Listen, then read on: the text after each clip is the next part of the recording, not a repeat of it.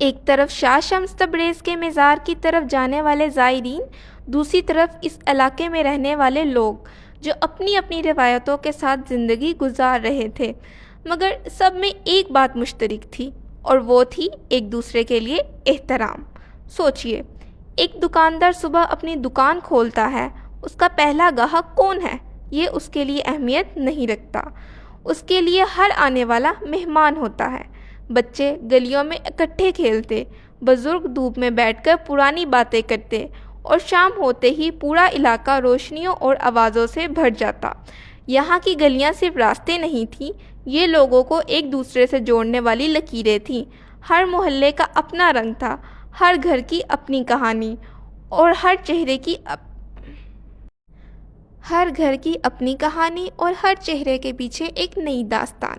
اسی لیے یہ علاقہ صرف تاریخی عمارتوں کی وجہ سے مشہور نہیں ہوا، بلکہ ان لوگوں کی وجہ سے جنہوں نے اکٹھے رہ کر ملتان کی تہذیب کو مضبوط بنایا۔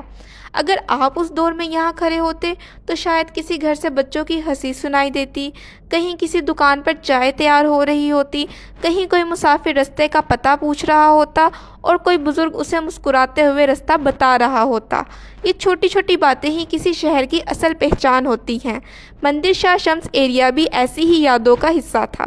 یہاں صرف عمارتیں نہیں، انسانی رشتے بھی آباد تھے۔ لیکن وقت کے ساتھ ساتھ بہت کچھ بدل گیا۔ کئی پرانی عمارتیں اپنی پرانی صورت میں نہ رہیں، کبھی کبھی تاریخ ہمیں ایک ایسی کہانی سناتی ہے جہاں مختلف راستے آ کر ایک ہی مقام پر مل جاتے ہیں، ایک ہی گلی، ایک ہی فضا، لیکن مختلف عقیدے، مختلف روایات اور مختلف کہانیاں۔ آج ہم ملتان کے اس علاقے میں کھڑے ہیں جہاں ہر قدم گزرے ہوئے زمانے کی داستان سناتا ہے۔ یہ ہے مندر شاہ شمس ایریا۔ نام سنتے ہی دل میں ایک سوال پیدا ہوتا ہے، ایک طرف شاہ شمس تبریز کا روحانی اثر اور دوسری طرف ایک پرانا مندر، آخر یہ دونوں ایک ہی علاقے میں کیسے آئے؟ اس سوال کا جواب ہی اس مقام کی سب سے خوبصورت کہانی ہے۔ ملتان کو صدیوں سے مختلف تہذیبوں کا شہر کہا جاتا رہا۔ یہاں مختلف لوگ آئے، مختلف زبانیں بولی گئیں، مختلف روایات نے جنم لیا، اور وقت کے ساتھ یہ سب اس شہر کی پہچان کا حصہ بن گیا۔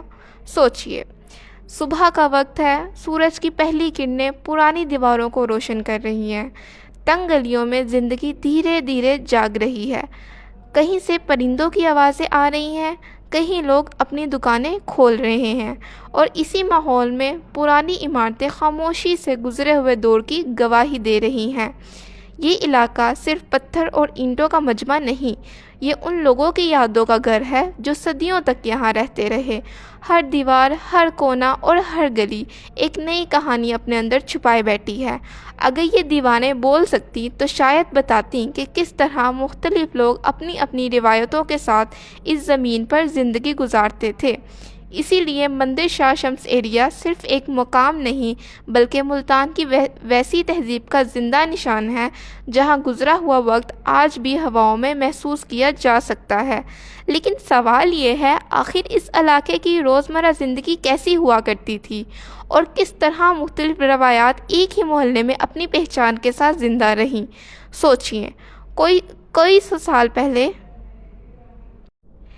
اسی لیے مندر شاہ شمس صرف ایک مقام نہیں، بلکہ ملتان کی ویسی تہذیب کا زندہ نشان ہے جہاں گزرا ہوا وقت آج بھی ہواؤں میں محسوس کیا جا سکتا ہے۔